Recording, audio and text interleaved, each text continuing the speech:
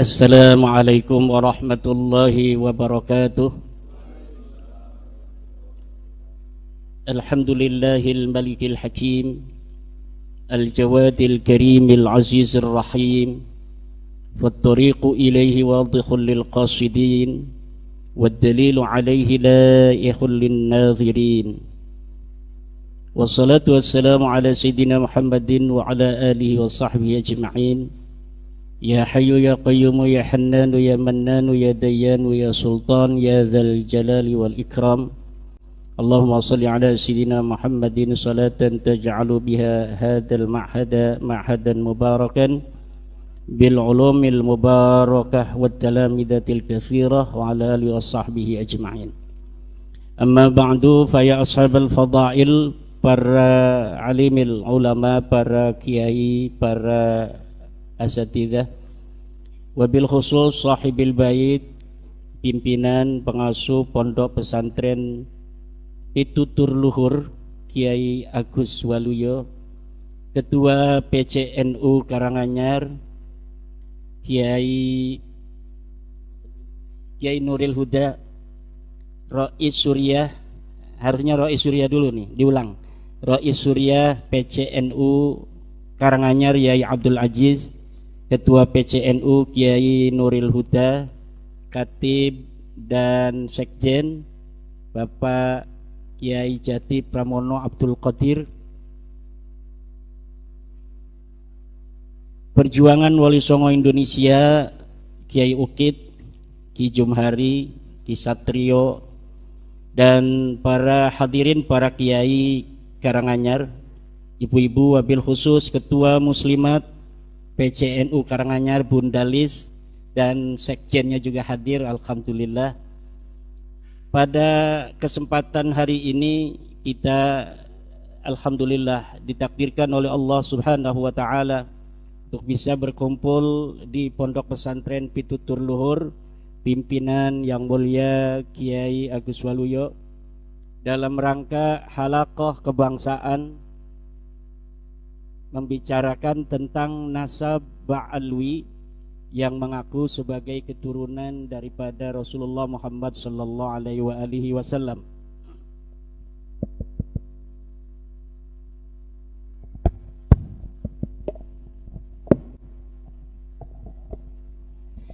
Pada abad 9, seorang Ba'alwi memberikan kabar berita di dalam kitabnya Al-Burqa Al-Musyiqah bahwa dia dan leluhurnya adalah keturunan daripada baginda Nabi Muhammad sallallahu alaihi wasallam.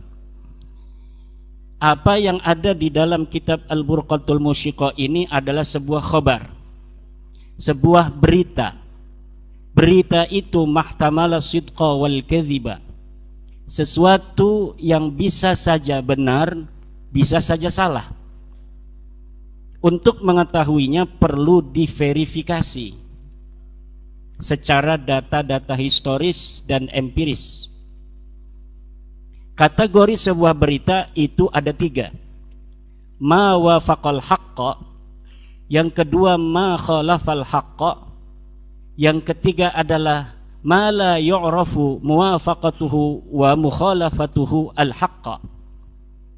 Ada berita yang sesuai dengan kebenaran kenyataannya, ada berita yang tidak sesuai dengan kebenarannya, ada berita yang benar dan tidaknya ini tidak diketahui. Ma wafaqal haqqa fahada yuraddu fahada yuqbalu, ma wafaqal haqqa fahada yuqbalu. Berita yang sesuai dengan kebenaran inilah yang dapat diterima. Ma khalafal haqqa fahada yuraddu, sesuatu berita yang tidak sesuai dengan kebenaran maka ini harus ditolak. Ma la yu'rafu muwafaqatuhu wa mukhalafatuhu hada yutawaqqafu, sesuatu yang tidak sesuai, sesuatu yang tidak diketahui kesesuaian dan tidak sesuainya dengan kebenaran, maka ini ditangguhkan. Lalu berita bahwa Ba'alwi ini adalah keturunan Nabi masuk yang mana? Menurut yang saya telah telusuri, berita bahwa Ba'alwi keturunan Nabi Muhammad ini masuk dalam kategori berita yang kedua, yaitu ma khalafal haqqa fahadha yuraddu, sesuatu yang tidak sesuai dengan kebenaran dan ini harus ditolak. Dari mana saya berkesimpulan bahwa nasab Ba'alwi adalah termasuk dalam kategori kedua yang merupakan berita yang harus ditolak? Jawabannya adalah karena nasab Ba'alwi ini bertentangan dengan 4 kesimpulan kebenaran. Yang pertama adalah nasab Ba'alwi tidak sesuai dengan kesimpulan kebenaran dari hasil tes DNA. Yang kedua, nasab Ba'alwi bertentangan dan dengan kesimpulan kajian pustaka kitab-kitab nasab. Yang ketiga adalah nasab Ba'alwi harus ditolak karena tidak sesuai dengan kesimpulan kebenaran kitab-kitab sejarah. Dan yang keempat adalah nasab Ba'alwi ini tertolak karena bertentangan dengan kebenaran standar awam. 4 kebenaran ini tidak masuk sama sekali dalam nasab Ba'alwi. Nasab Ba'alwi bertentangan dengan kesimpulan kebenaran dari hasil tes DNA karena 180 orang dari klan Ba'alwi yang telah melakukan tes DNA ini secara presisi menyatakan bahwa mereka bukan keturunan Nabi Muhammad.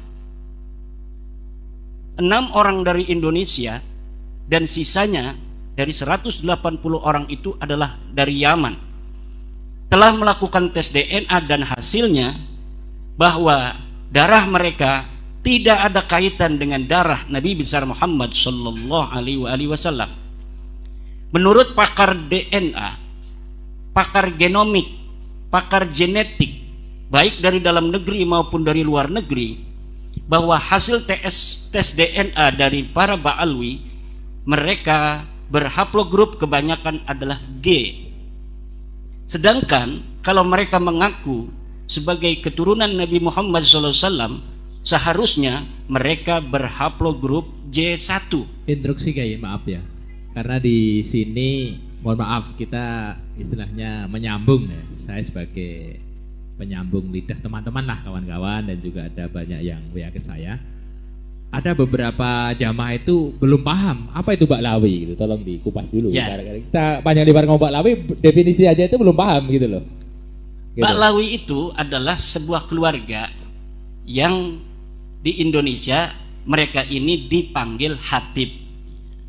Nah, bedanya Habib dengan Syarif atau Sayyid itu. Kalau Habib itu adalah panggilan untuk keluarga imigran Yaman yang ada di Indonesia. Sayyid itu adalah keturunan dari Rasulullah Muhammad sallallahu alaihi wasallam. Keturunan Nabi yang di dalam keturunannya ada raja, itu biasanya disebut syarif. Seperti Syarif Hidayatullah, Syarif Mekah, Syarif Aun Mekah, Syarif Zaid, itu keturunan Nabi yang dalam silsilahnya ada yang jadi pejabat. Kalau hanya menjadi ulama itu biasanya bergelar Sayyid. Nah itu, jadi sudah paham ya. Kalau saya nyebut Ba'alwi itu maksudnya Habib. Oh gitu, Ba'lawi Ya. Habib. Ba'lawi itu adalah Habib. Kalau Sayyid ulama. Sayyid itu adalah keturunan Nabi Muhammad SAW yang sudah terverifikasi dari mulai datuk-datuk mereka di dalam kitab-kitab nasab telah terverifikasi secara presisi bahwa mereka adalah keturunan daripada Rasulullah Muhammad sallallahu alaihi wasallam. Oke, hadirin kira-kira paham yang Paham di sini ya? sebelum dilanjutkan, paham ya dulu ya? Udah paham ya? Sayyid, Syarif, Habib. Sudah paham ya? Alhamdulillah. Kemudian dikatakan ini guys, sebelum dilanjut, mohon maaf ya ini. Ini mungkin ngajinya kurang tawaduk ya, tapi biar tahqiq gitu, biar tambah paham gitu loh. Konon katanya Sayyid Alwi Al-Maliki atau Sayyid Abbas atau Sayyid Muhammad itu juga keluarga Ba'lawi, itu gimana? Bukan. Sayyid Alwi Al-Maliki itu Sayyid asli, keturunan Nabi. Dia dari marga Al-Idrisi, bukan Ba'alwi, bukan Habib. Alhamdulillah. Sayyid Alwi Al-Maliki, Sayyid Abbas Al-Maliki, Sayyid Muhammad bin Alwi Al-Maliki, sekarang ini Sayyid Ahmad bin Muhammad bin Alwi Al-Maliki, itu adalah keturunan Rasulullah yang asli dari marga Al-Idrisi yang ada di Makkah Al-Mukarramah. Tetapi kalau kita mau cari silsilahnya dari mulai Sayyid Muhammad bin Alwi itu gak bakal ketemu. Kenapa? Karena mereka tidak pernah mengaku-ngaku di hadapan publik sebagai keturunan baginda Nabi besar Muhammad sallallahu alaihi wasallam. Allahumma sholli ala Muhammad. Jadi Sayyid Alwi Al-Maliki dan anaknya Sayyid Muhammad bin Alwi itu guru daripada kiai saya. Saya berguru pada Tubagus Asuri bin Tahir, kiai saya di Serang, itu berguru kepada ayahnya Muhammad bin Sayyid Muhammad bin Alwi Al-Maliki. Ya, namanya Sayyid Alwi Al-Maliki, dan kepada pamannya yaitu Sayyid Abbas Al-Maliki. Sayyid pamannya Sayyid Muhammad itu namanya Sayyid Abbas. Kemudian nanti punya anak lagi namanya Sayyid Abbas juga. Nah, ini adalah keturunan Rasulullah asli, Sayyid dari Makkah Al-Mukarramah, dari marga Al-Idrisi, bukan keturunan Ba'alwi, bukan Habib. Dia Sayyid. Itu. Oke, kesimpulan berarti Sayyid dan Syarif pasti keturunan Rasul gitu ya? Ya. Pasti keturunan Nabi. Betul. Dan tidak mungkin Sayyid dan Syarif ini keturunan kayak Habib gitu ya? Ya. Kalau Sayyid dan Syarif itu adalah ulama sejak zaman dahulu, keturunan Nabi, dan dari Hasan dan Husain itu bergelar Sayyid atau Syarif, bukan bergelar Habib. Tidak ada itu di dalam dunia Islam, turunan Nabi bergelar Habib. Oh gitu, paham ya. Bisa dilanjut? Habib hanya di Indonesia. Di luar dari negeri, keluarga Ba'alwi iya, mengaku sebagai turunan Nabi dengan gelarnya Habib. Padahal keturunan Nabi di seluruh dunia ribuan marga semuanya menggunakan gelar Sayyid atau Syarif. Oke, terima kasih. Lanjutnya. Saya ulangi sebentar tentang yang pertama, keluarga Ba'alwi. Ini berarti udah paham maksudnya Habib ya. Karena di dunia itu mereka dikenalnya keluarga Ba'alwi ya. Hanya di Indonesia dikenal keluarga Habib. Kalau di dunia Islam, di kitab-kitab itu mereka memperkenalkan diri keluarga Ba'alwi. Bukan Alawi, tapi Alwi. Berarti ya, beda. Alawi dan Alwi itu beda. Kalau Alawi itu keturunan Sayyidina Ali, baik dari Siti Fatimah Az-Zahra maupun bukan dari keturunan Siti Fatimah Az-Zahra. Kalau Alwi, Ba'alwi ini adalah keturunan dari Alwi bin Ubaid. Nah, mereka ini para Habib keturunan Alwi bin Ubaid ya, bukan keturunan Ali. Kalau Ali itu Alawiyin, keturunan Ali itu sekarang namanya Alawiyin atau Alawiyah. Tapi kalau keturunan Alwi bin Ubaid itu namanya Alwiyah, Alwiyin, tapi tulisannya dalam bahasa Arab sama. Jadi kadang-kadang kita salah. Banyak kiai juga yang menyebutnya Ba'alawi. Kita juga kadang-kadang ketelanjuran ngomong sabkul lisan Ba'alawi, padahal mereka ini adalah Ba'alwi. Jadi Habib-habib di Indonesia itu keturunan Ba'alwi. Ini kita berbicara Ba'alwi ya. Ba'alwi. Ya. Kalau yang di solawatan itu, kita kan kenalnya orang di sini itu kan solawatan yang apa itu? Coba. Ini vokalnya apa ya? Itu kan ada kata-kata Ba'alwi atau Ba'lawi atau Alawiyin kan gitu. Coba. Coba.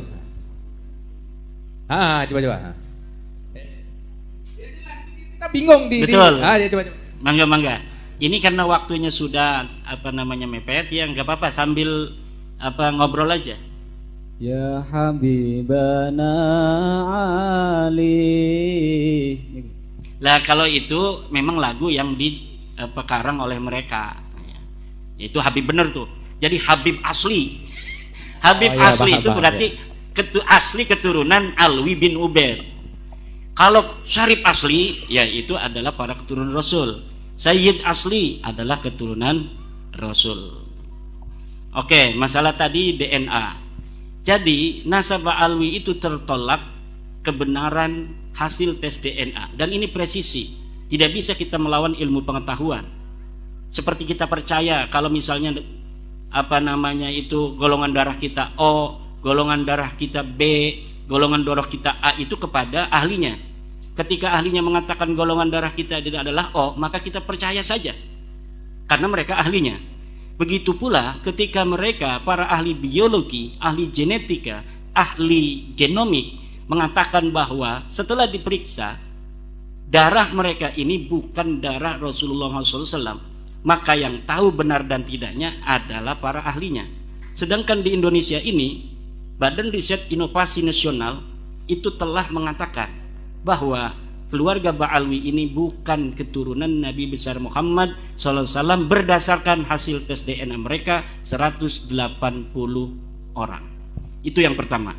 Yang kedua, nasab Ba'alwi sebagai keturunan Nabi ini tertolak karena bertentangan dengan kajian, kesimpulan, kebenaran kitab nasab, di mana mereka pada abad ke-9 Hijriah, seorang Ba'alwi mengaku dirinya sebagai keturunan Nabi.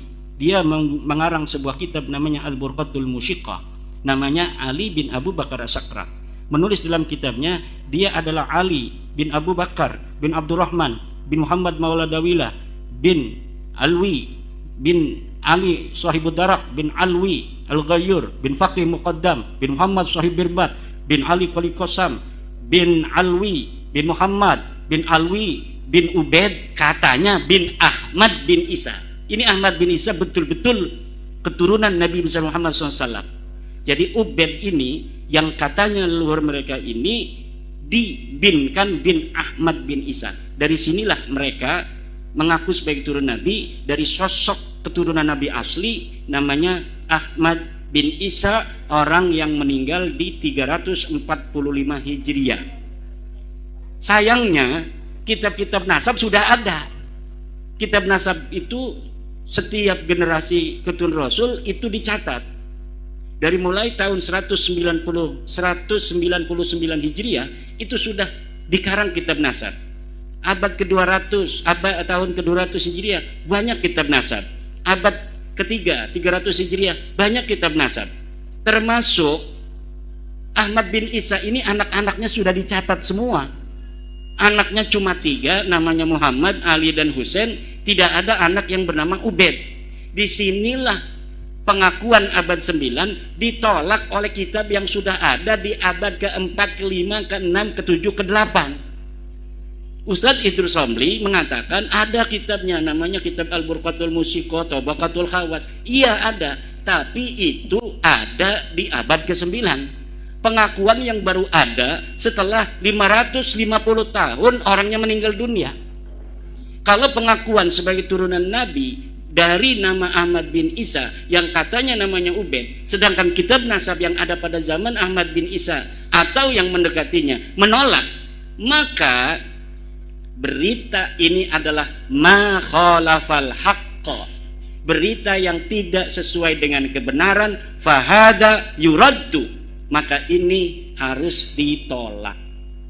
Yang ketiga, nasab Ba'alwi ini bertentangan dengan kesimpulan kebenaran kajian kitab sejarah. Kitab-kitab sejarah banyak ditulis. Dari mulai saya menemukan mulai abad ke-3 Hijriah, ke-4 Hijriah, ke-5 Hijriah, ke-6 Hijriah, ke-7 Hijriah, ke-8 Hijriah, bahkan ke-9 Hijriah pun kitab-kitab sejarah tidak ada yang menyebutkan keturunan Ba'alwi dan leluhurnya sebagai keturunan baginda Nabi besar Muhammad sallallahu alaihi wasallam. Jangankan disebut sebagai seorang keturunan Nabi, bahkan sosoknya saja tidak ada yang menulis. Mereka mengaku Ubaid ini mujtahid mutlak, ulama besar. Dia wafat 383 Hijriah.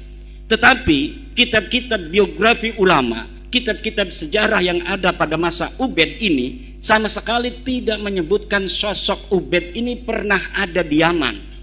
Maka saya menyebutnya dia ahistoris atau fiktif, orang-orang yang diadakan sosoknya, sejarahnya ditulis sedemikian rupa padahal orangnya ora ono. Hanya ditulis saja. Kita pun sekarang ini bisa saja, supaya kita ditulis sejarahnya, leluhurnya hebat, kita bikin siapa kakek kita, kemudian kita tulis kakek kita adalah orang yang merancang nama Indonesia. Sebelumnya nama Indonesia tidak ada, yang merancang itu kakek saya. Ya sekarang orang nggak ada yang mau percaya. Tapi 300 tahun lagi itu kitab itu kalau ditemukan orang akan jadi manuskrip. Apalagi kalau berita yang sama belum ada ditulis, karena tidak ada yang mau ngaku-ngaku seperti kita, maka masa depan itu akan milik kita yang mau menulis hari ini dengan tulisan tentang leluhur kita. Padahal yang berjuang adalah Pak Karno, yang berjuang Muhammad Hatta, yang berjuang adalah Syahrir. Tapi nama Soekarno, nama Hatta, nama Syahrir bisa hilang dalam sejarah kalau hari ini tidak ditulis sejarahnya bahwa dia yang membaca proklamasi, bahwa dialah yang mengusahakan ber-Indonesia. Tapi ada orang yang hari ini mau menulis, maka 100 tahun kebetulan yang ditemukan adalah bukunya dia, maka nama Soekarno, Hatta, Syahrir dan lain sebagainya akan hilang dari sejarah. Mohon maaf Kiai, berarti titik persoalannya adalah dari Sayyid Ahmad bin Isa sampai kepada Rasulullah Sahih. Ya. Itu sesuai dengan kaidah kitab nasab. Kemudian jadi pertanyaan kawan-kawan, apakah kitab nasab itu harus sesuai seperti halnya kaidah dalam mustalah hadis? Karena ada beberapa ustadz ataupun kawan-kawan yang tetap membantah, kalau sudah masyhur di kalangan orang menyatakan bahwa si fulan adalah anaknya fulan, itu kamu gak boleh membantah gitu.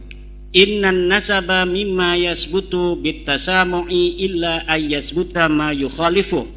Ini adalah ucapan Ibnu Hajar Al-Asqalani dalam kitab Al-Jawabul Jalil, bahwa nasab itu boleh tetap, boleh sahih dengan hanya mendengar, illa kecuali ayas butama yukhalifuh, telah ada yang menentangnya. Misal orang yang ada di Karanganyar taunya bahwa Samlawi anaknya Sajiman, padahal ini anak angkat. Gak ada yang tahu bahwa dia ini Samlawi ini anak angkatnya Sajiman, karena dia datang dari Jakarta 18 tahun di Jakarta, pulang-pulang bawa anak namanya Samlawi, Pak Sajiman ini. Pak Sajiman mengaku Samlawi anaknya. Tentu orang sini akan mengenal Samlawi ini sebagai Sajiman. Itulah dikenal, itu namanya syuhrah wal istifadah, masyhur. Tapi kalau tiba-tiba datang tetangganya dari Jakarta ke Karanganyar mengatakan, Kiukit, sebenarnya ini Sajiman bukan anaknya Samlawi. Ya, Samlawi bukan anaknya Sajiman. Dia anak angkat, anak tetangganya yang meninggal dunia di rumah sakit, kemudian dijadikan anak angkat oleh Pak Sajiman. Maka syuhrah istifadah di Karanganyar itu tertolak oleh kesaksian berdasarkan bukti-bukti yang ada. Begitu. Oke, jadi dari Sayyid Ahmad bin Isa ke Rasulullah sahih. Dari Abdullah atau Ubaid atau nama yang lain ke bawah tidak sahih. Ini punya saya. Ya, monggo tadi sudah disiapkan. Ada beberapa kawan ustadz daerah sini yang dia berpikir begini. Itu kan zaman dulu nggak ada akte, nggak ada catatan sipil. Tidak ada akte dan tidak ada dukcapil, tapi sudah ada penulis kitab nasab. Mungkinkah orang terkenal zaman itu anaknya tidak dicatat semua? Karena tidak mungkin. Tidak mungkin. Kenapa saya mengatakan tidak mungkin? Karena di abad ke-6 kitab As-Sajaratul Mubarakah telah menyatakan tidak ada lagi. Fa Ahmad bin Isa al-Abah fa'aqibuhu min salasati banin, Muhammad, Ali wa Husain. Itu cara ulama mengibarahkan dengan jumlatun ismiyatun, itu adalah tadullu alal hasri.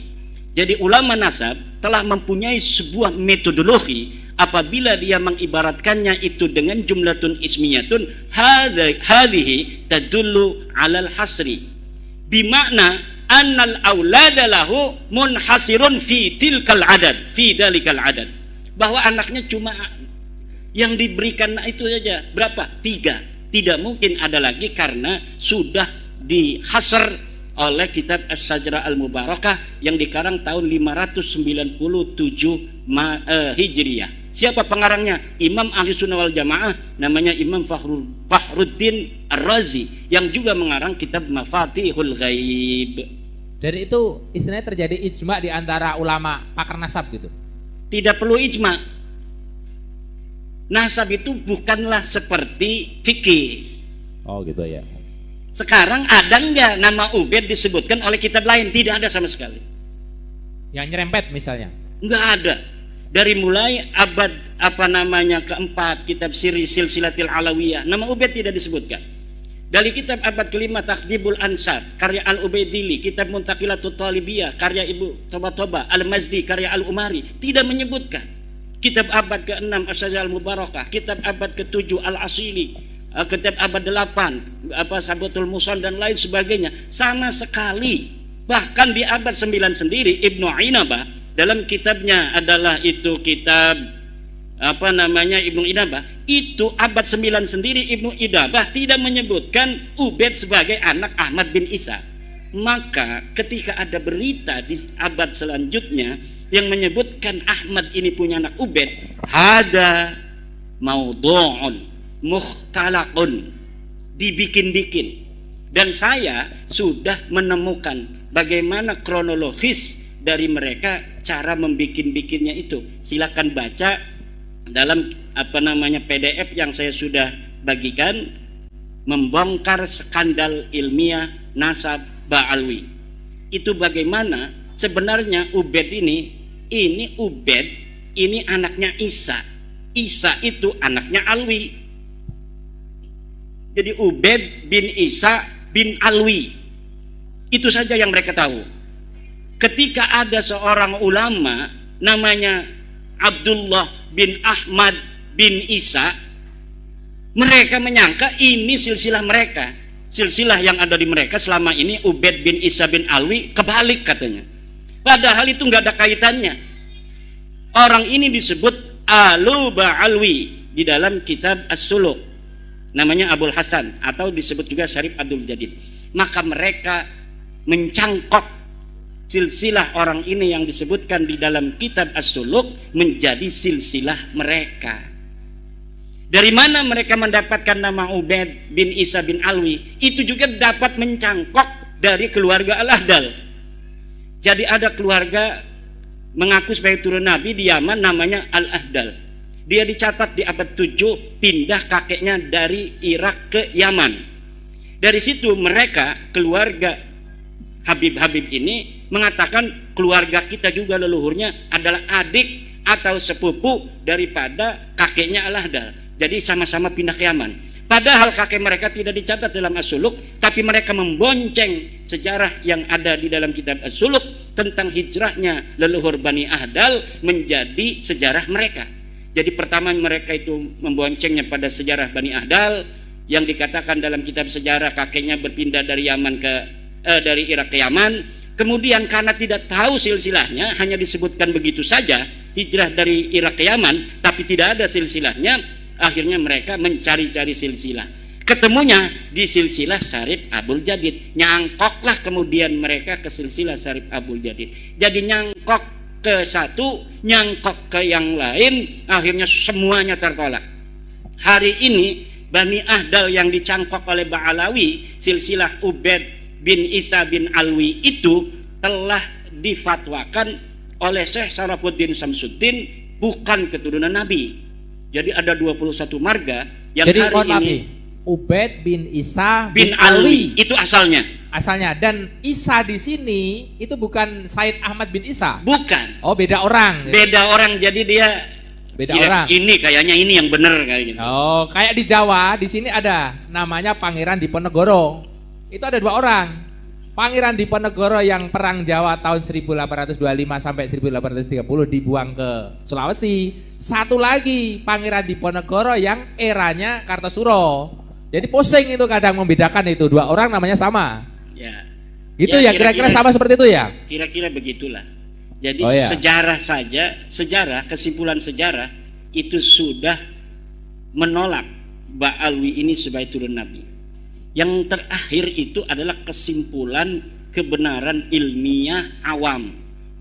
Orang awam itu walaupun tidak sekolah, tidak mondok, tapi kebenaran secara ilmiah standar universal itu sama, semua paham. Ini saja nasab Ba'alwi itu oleh kebenaran ilmiah standar awam yang tidak sekolah, tidak pesantren tertolak. Bagaimana penjelasannya?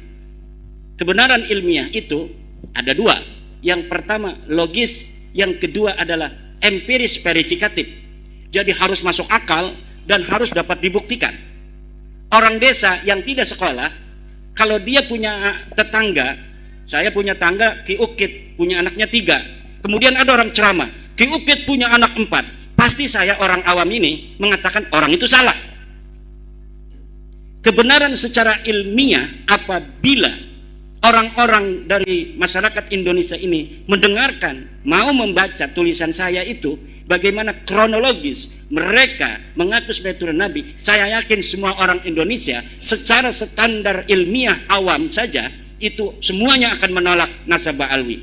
Bagaimana tidak ditolak? Nasab yang selama 550 tahun tidak dicatat, tiba-tiba muncul sebagai keturunan Nabi besar Muhammad sallallahu alaihi wasallam. Kalau ilmiah itu kan tambah satu, selain logis, dia verifikatif dan juga harus pragmatis. Ada nggak manfaatnya? Kalau misalnya kita kaji, ini nasab alwi ini banyak manfaatnya. Jadi sudah masuk dalam kategori kebenaran ilmiah secara mutlak. Bahwa kebenaran ilmiah itu pertama harus logis, dia harus masuk akal.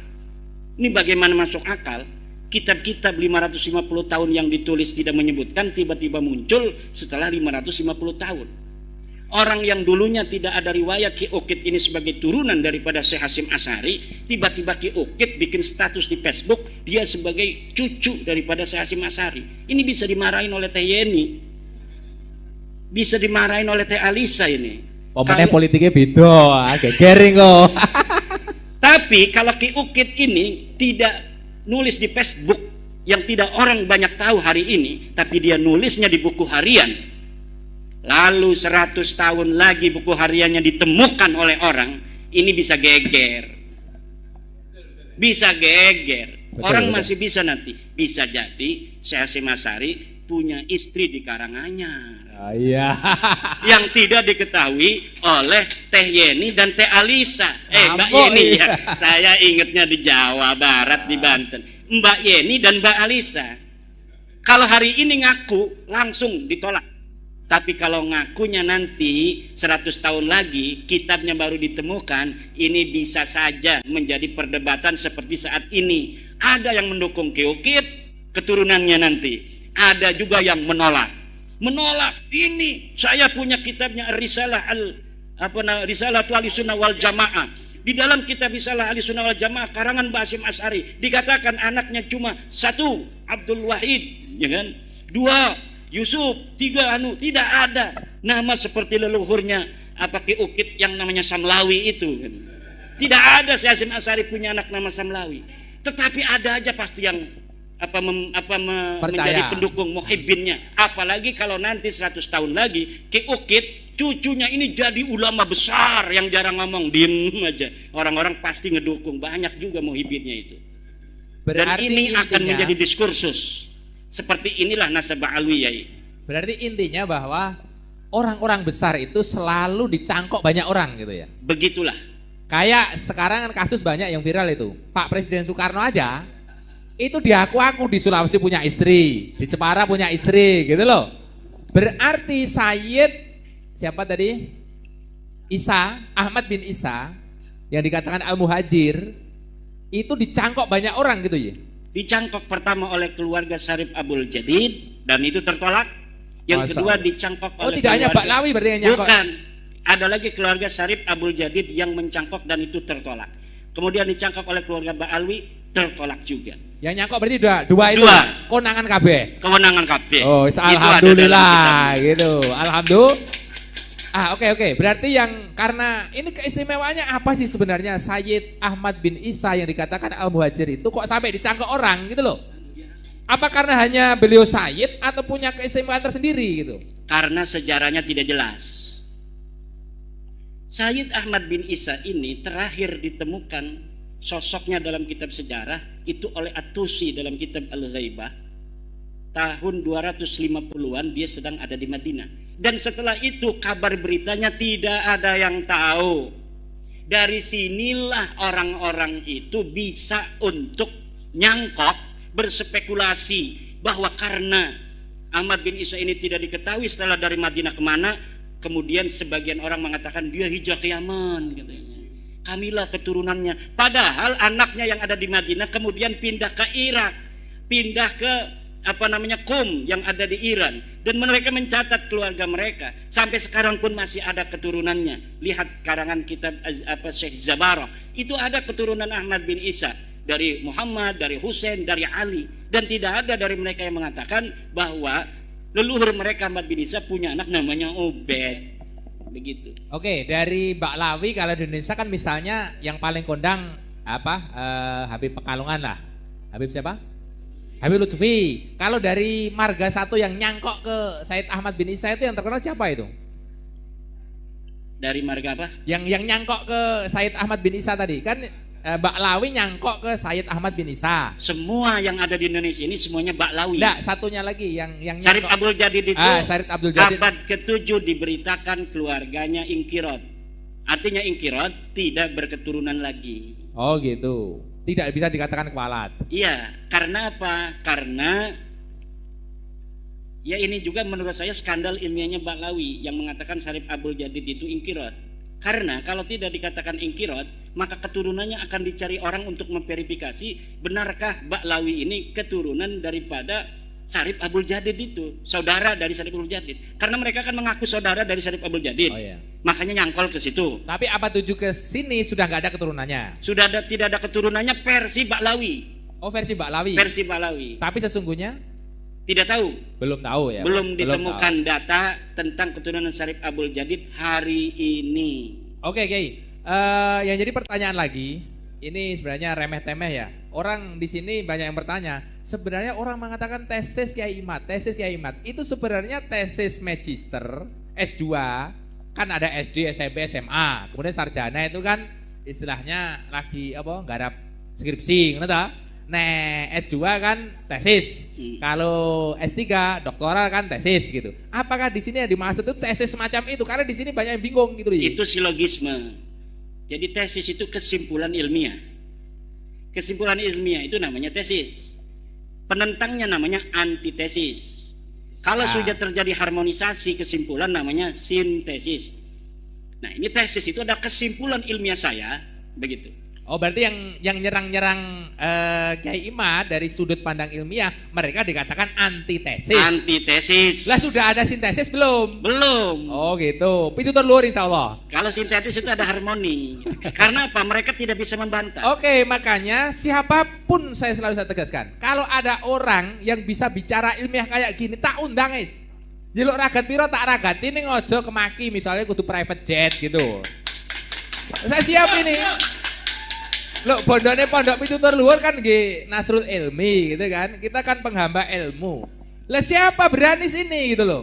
Minta amplop 15 juta gak apa-apa. Alhamdulillah Kiai ndak pasang tarif ini. Saya agak sebel karo Kiai karo mau balik atau Habib sing pasang tarif. Akhirnya wong melarat-melarat ini gak kuat apa jenenge rawuhke. Betul enggak ini? Ruwet pokoknya ngene iki. Lho nek ana sing antitesis dari Kiai Imad, Mbah Habib, Mbah Jawa, Mbah Encik. Kalau di sini orang mengenai Mbah Jawa ngenten iki ngarani wong Arab itu encik iki.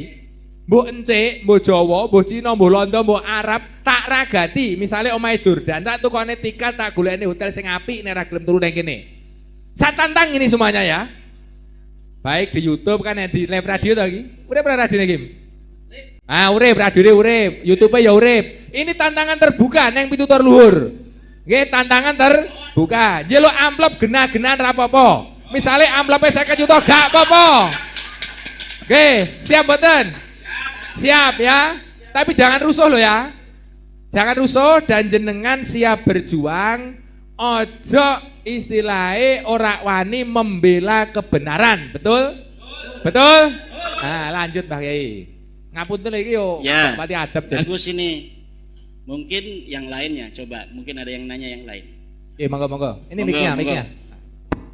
Pakai mic, Pak. Mana panitianya nih, tukang anterin mic. Oh, itu ada aja. Halo. Assalamualaikum warahmatullahi wabarakatuh, Pak Kiai. Saya sebagai orang muslim ya mungkin masih awam. masalah Habib, Syekh, dan Syarif itu. Tapi saya sebagai seorang muslim, saya sangat menyesal kalau ada seorang yang mempertentangkan antara Habib, Syekh dan sebagainya. Karena apa? Semua itu dasarnya Al-Quran dan Hadis. Semua umat Islam adalah inginnya husnul khotimah. Kalau sudah kita berdasarkan Quran, Hadis, kiblatnya sama, apa ditentangkan? Entah itu dari Habib, dari Syekh, dari Syarif, saya kira ada masalah. Kok itu bagi saya sebagai seorang muslim kok malah remeh sekali orang yang menentangkan antara keturunan itu, kok saya kira kok tidak baik itu bagi saya sebagai orang muslim. Itu kalau didengar oleh orang non muslim itu malah sebagai bahan candaan itu. Oke, karena maaf, itu sudah Habib itu sudah luar biasa, penggemarnya luar biasa. Dia menyebabkan agama Allah di muka bumi ini. Kenapa dipertentangkan? Bahkan cuma tes darah dan sebagainya itu bagi saya tidak baik untuk orang muslim.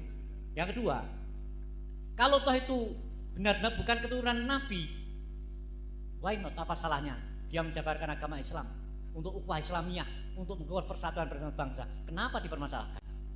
Yang ketiga, orang yang mempermasalahkan itu tujuannya apa? Memecah belah atau untuk seakan golongan dia sendiri? Kalau untuk golongan sendiri, apa gunanya kita bercerai-berai karena bertangan untuk tes darah sekalian? Itu bagi saya seorang muslim yang ingin saya jujur mati kunus khotimah, bukan untuk pertahanan seperti itu.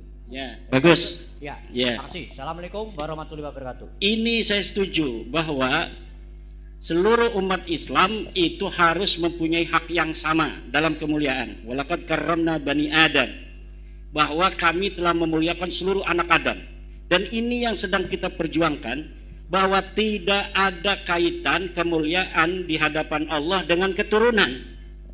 Kalaulah selama ini orang itu sudah mulia dengan ilmunya, dimuliakan oleh masyarakatnya, tidak melihat keturunan siapa dia, kalau dia punya ilmu wajib dimuliakan. Kan itu setuju Pak ya? Nah, masalahnya sekarang ada orang yang mengaku keturunan Nabi mengatakan bahwa secara zat mereka sudah berbeda dari orang lain, bahwa kalaupun mereka bodoh, mereka mabok, mereka lebih mulia sendalnya dari kepala kiai. Dan ini yang tidak sesuai dengan ajaran Islam. Kalau dikatakan mereka menyebarkan Islam, mereka menyebarkan Islam di mana? Yang sekarang mengajarkan bisa selawatan, tapi yang menyebarkan Islam kan Wali Songo. Wali Songo itu adalah keturunan Nabi, bukan dari Baklawi, tapi diakui oleh mereka dalam kitab mereka tahun 1984 bahwa Wali Songo keturunan Baklawi. Tidak ada manuskrip yang memperkuat itu. Bahkan kitab-kitab manuskrip yang sekarang ditemukan mengatakan Wali Songo bukan keturunan Ba'alwi, dia keturunan Al-Kazimi, Al-Musawi, juga dari Al-Jailani. Mereka datang itu baru 4 generasi paling. Tahun 1800 ketika Hadramaut lagi kurang makan. Di dalam bukunya Jajat Burhanuddin dikatakan negara Hadramaut ini, provinsi Hadramaut, tidak bisa memberi makan seluruh penduduknya. Dia hanya bisa memberikan makan 30% penduduknya. Makanya dicarilah daerah-daerah yang subur agar manusia itu kan punya perut, dia punya mulut, harus makan.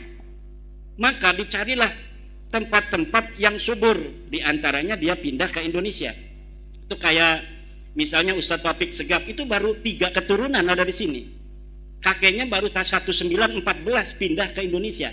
Sekarang 2024, baru berapa puluh tahun. Yang lainnya Utsman bin Yahya itu tahun 1830-an sudah ada di sini, itu lebih tua.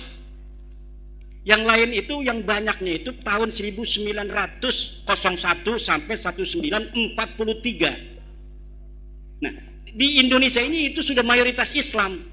Maka kalau dikatakan mereka menyebarkan Islam di Indonesia, itu terbantahkan oleh kesimpulan sejarah, di mana sejarah versi Hamka mengatakan abad ke-7 ke-8 kita sudah banyak yang Islam, tetapi tidak semasif pada abad ke-15 ke-16 di zaman Wali Songo. Jadi yang paling banyak menyebarkan agama Islam di Indonesia itu terjadi pada masa Wali Songo. Sebelumnya sudah ada Syekh Bentong, Syekh Hasanuddin di Kerawang, tapi tidak semasif Wali Songo. Kenapa Wali Songo itu berhasil? Karena Wali Songo bukan hanya ulama, juga mereka adalah pemerintah. Oke, Pak Yai. Ini karena mungkin antara penanya dengan panjenengan ada istilahnya cara sudut pandang yang berbeda. Maka sore hari ini masih ada, maghribnya kan masih lama ini. Ini saya jam 5 kurang seperempat, maghribnya jam 6 lebih kan. Itu saya berusaha jadi moderator lah kalau panjenengan semua setuju gitu. Jadi biar penanya ini puas. Mungkin dalam pandangan saya yang ditanyakan penanya ini, kok dadak gegeri Pak Lawi gitu ya Pak Rukianto kira-kira. Kok dadak digegeri? Toh kan di sini Habib-habib itu jasanya banyak. Ada Habib ada Habib Syekh, ada Habib Novel, di sini ada Habib Soleh Al-Jufri. Di kampung ini pun ada almarhum Habib Soleh tapi bukan Al-Jufri, Baharun. Jadi jasa mereka itu banyak walaupun belakangan. Di sini ada ulama namanya Syekh Hasan Tafsir, wafatnya 1911. Habib Baharun datang baru kemarin sore, kebetulan sudah wafat. Habib Soleh Al-Jufri datang di sini tahun 2000. Anak saya yang dongani, yang akikoi Habib Soleh Al-Jufri. Karena beliau memandang mungkin, kok dadak digegeri Mbak Lawi ngopo wong ning kene wis dakwah kok. Kira-kira gitu Pak Rukianto ya. Nah ini jawabannya gitu Pak. Monggo jawaban jenengan bagaimana gitu. Iya, jawaban saya adalah kalau menyebarkan pertama kali tidak. Karena yang menyebarkan pertama kali adalah kalau beliau itu ngomong menyebarkan.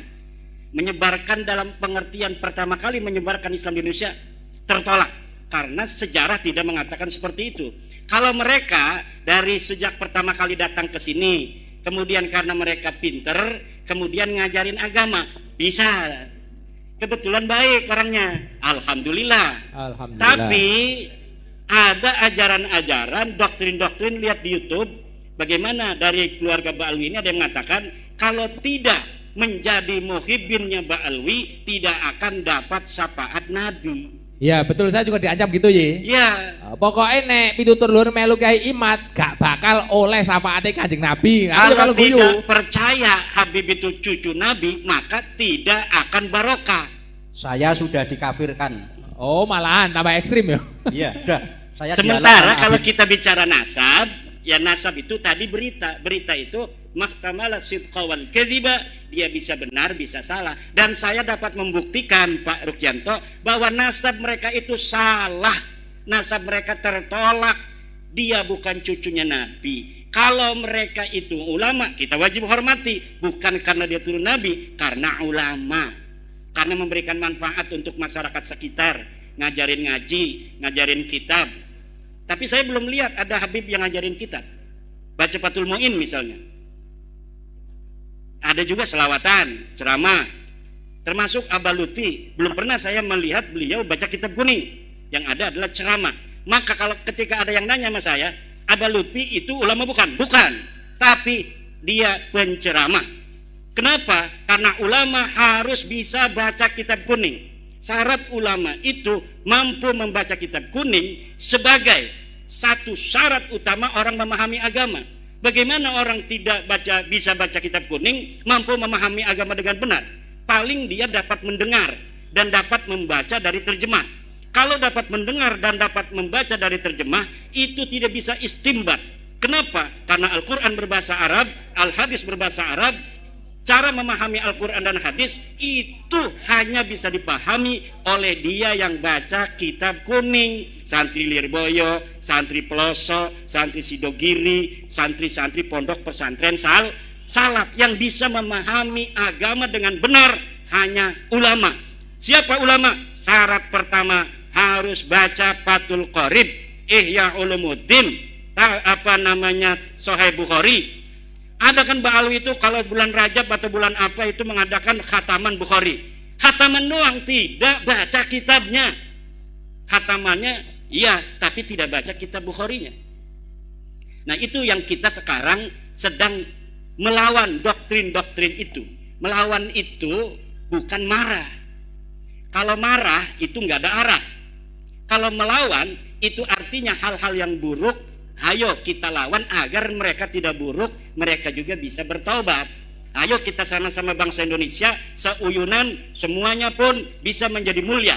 Siapa saja bisa menjadi ulama, siapa saja bisa menjadi wali, siapa saja bisa masuk surga. Tidak mesti dia harus jadi muhibbin yang ba'alwi, dia harus bisa masuk surga baru.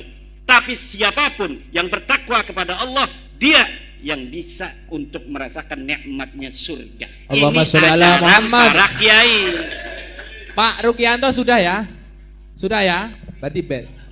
Oh ya coba, karena ini nanti terjadi, mohon maaf, beliau kan juga istilahnya sesepuh di sini. Nanti kalau sampai ini terjadi sesuatu khilaf dan lain sebagainya, kalau cara pandangnya sudah berbeda, nggak akan ketemu ini. Tidak apa-apa, agama itu dari dulu berbeda kok. Oh gitu. Iya. Tadi ada satu lagi Pak Rukianto, monggo.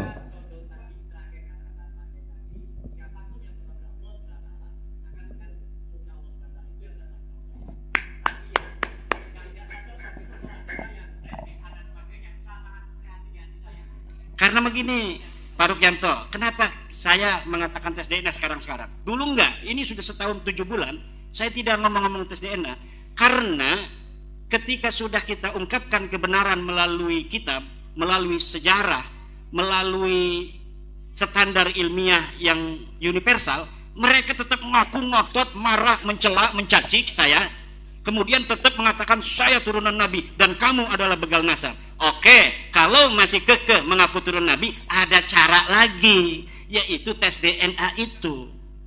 Kalau sudah benar-benar itu terjadi friksi yang diametral, tidak ada penengahnya, hakimnya ada, yaitu tes DNA.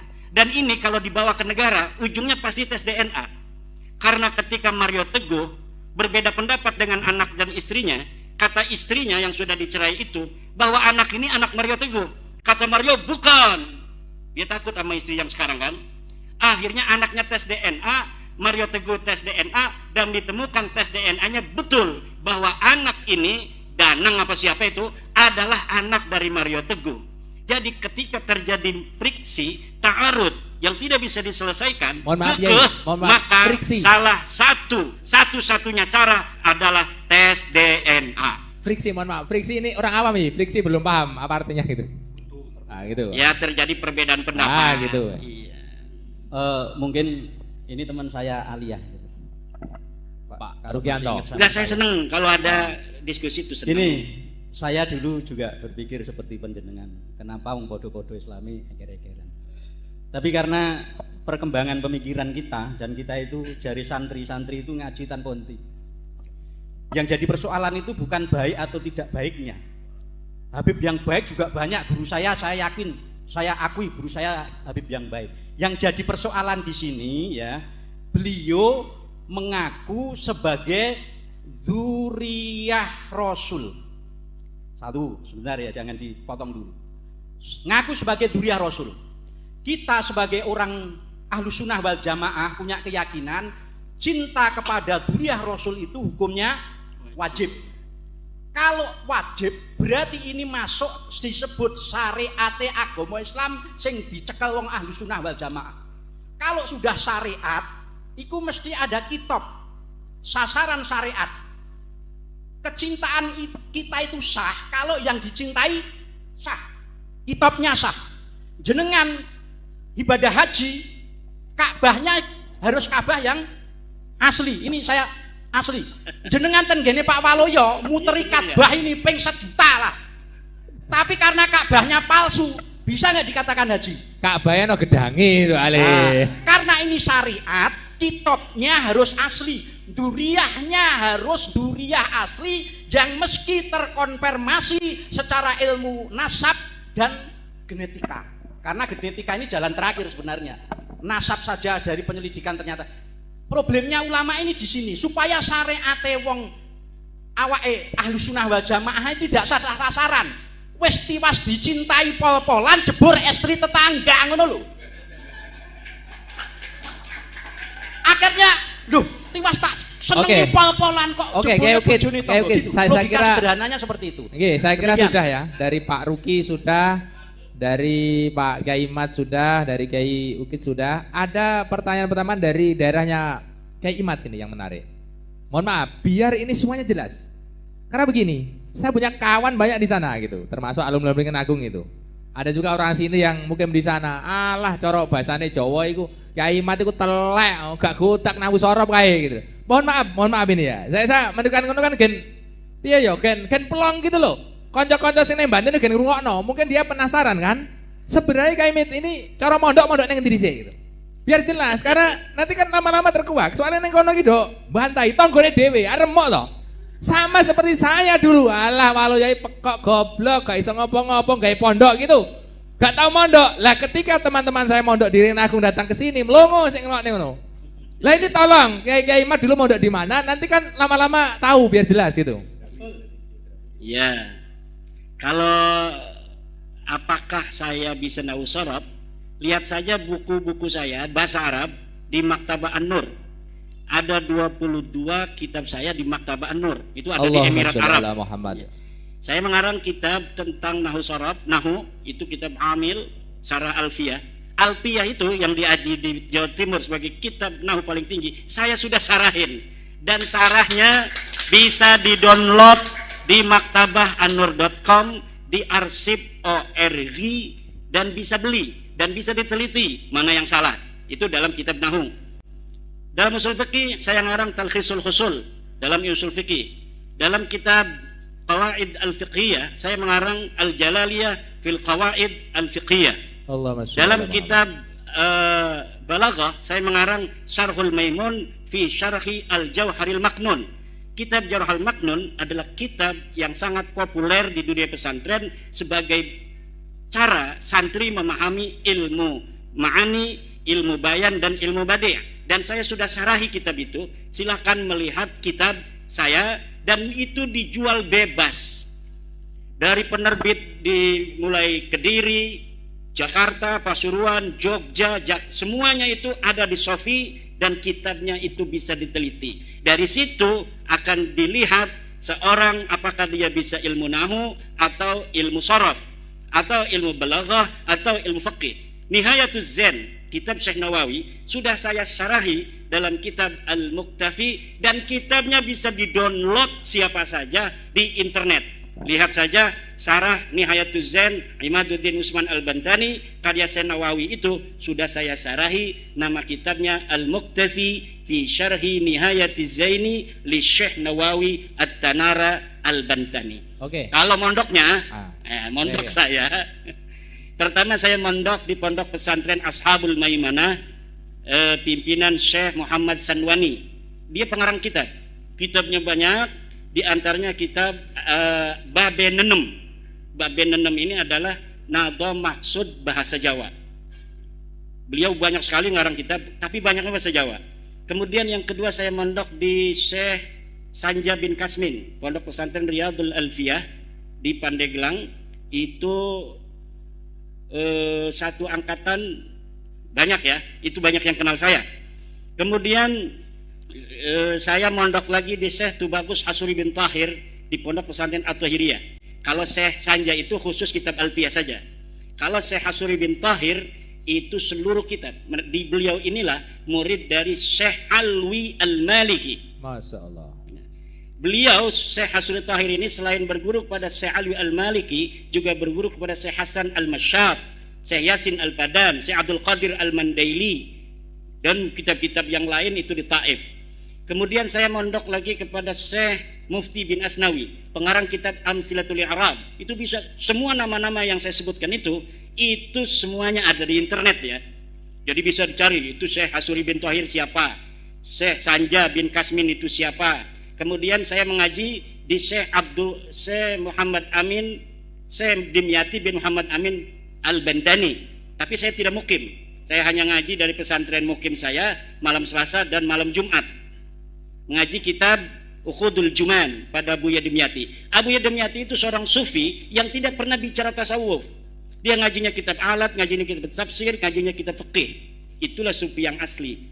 Orang sufi bukan ngomongin tasawuf halu-halu begini-begini kepada orang seakan-akan dia sudah sampai pada derajat tertentu. Seorang sufi asli itu, tasawuf itu adalah fil a'mal, dalam bagaimana dia membawa tasawuf dalam akhlak, dalam tingkah laku, dalam kehidupan, bukan untuk dibicarakan. Kemudian saya mondok lagi pada ilmu tauhid pada Syekh Obay Hasan Basri di Karawang. Saya mondok kitab-kitab alat di pesantren Warudoyong di Sukabumi. Saya juga mesantren di banyak pesantren pasaran sampai Kaliwungu, tafsir Jalalain dan kitab As-Sirul Jalil, kitab Hasbunallah. Puasa kilatan gitu ya. Kilatan. Insyaallah. Dan kalau kilatan-kilatan itu kan ya hanya 10 hari, 15 hari menamatkan satu kitab. Dan saya juga pernah ke Mesir untuk ijazah kitab-kitab kepada Musnidud Dunya Yaumaid, yaitu Syekh Ibrahim bin Abdul Ba'is Al-Kattani di Askandaria. Saya mendapatkan seluruh ijazah kitab-kitab hadis dari mulai kitab Sahih Bukhari, Kutubus Sittah, kitab-kitab Masanid, kemudian kitab-kitab Ma'ajim, kitab-kitab Mu'jam, kemudian kitab-kitab Musannafat, cara menulis dengan musannaf seperti Musannaf Ibnu Abdul Razak dan lain sebagainya. Nah, ini tidak pernah saya ungkapkan karena bagi santri itu sebenarnya ini adalah ta'ajjub ya, ta'ajjub terima kasih ya, karena teman-teman di Banten ini terus terang saya aku rodok kemeropok rodok anyel gitu loh. Mosok kemet ragu tak ngaji mbok undang akhirnya kan rodok waduh mosok aku salah deh. Nah, maka ini karena kan ada sekarang ini lagi zamannya framing. Ya. Ya muhibinnya itu kan lagi framing supaya orang tidak percaya. Nabi Muhammad aja disebut dalam Quran sahirun, majnunun, kadzabun dan sebagainya. Jadi tidaklah terlalu aneh. Ya, kembali ke Mbak Lawi, monggo. Monggo. Kalau ada yang tanya, silakan dari ibu-ibu mungkin penasaran. Dan satu ya, kita bukan membenci sebuah klan. Kita hanya meluruskan pengakuan bahwa pengakuan mereka tidak terbukti. Silahkan menjawab. Saya sudah kirimkan ke Rabita Lawiyah Pak Rukianto, sampai sekarang tidak dijawab. Kenapa tidak dijawab? Karena nggak ada jawabannya. Makanya debat-debat itu saya